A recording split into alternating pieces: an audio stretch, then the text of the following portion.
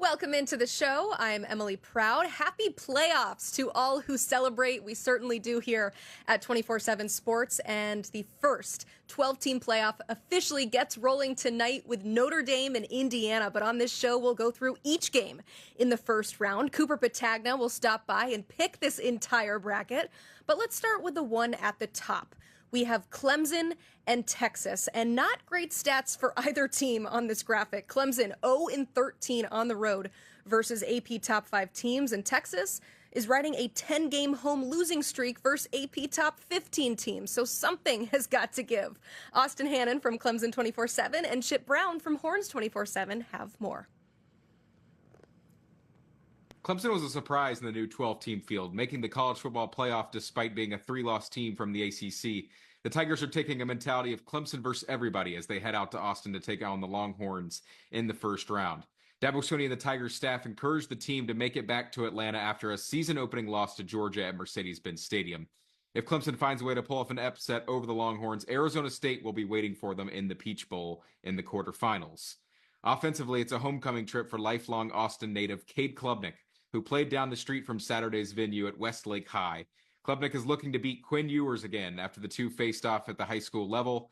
His running back, Phil Maffa, is still playing through a pretty serious shoulder injury, and Clemson lost its backup running back to an ACL tear the last time out, meaning Klubnik will need to shoulder the load against Texas's top-ranked pass defense.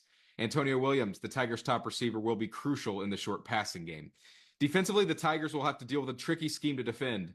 Clemson's defense isn't the feared unit it has been in years past, but the Tigers have some individual stars and the ability to turn the opponent over, something that has plagued Texas in recent weeks. Swinney's team needs to shrink the game, turn it into a low-scoring affair, ensure an advantage in the turnover margin, and hope that Cade Klubnik can make some heroic plays down the stretch. If all those things can happen, Clemson might just have the chance to pull off this upset on the road. This is what Texas has been waiting for. I mean, they set out at the beginning of the year. Steve Sarkisian in February said that he was borderline obsessed with winning a national championship. It was college football playoff or bust for this team because this is a team capable of winning a national championship. But it starts with Clemson in Austin on Saturday. Texas will have the benefit of the home crowd.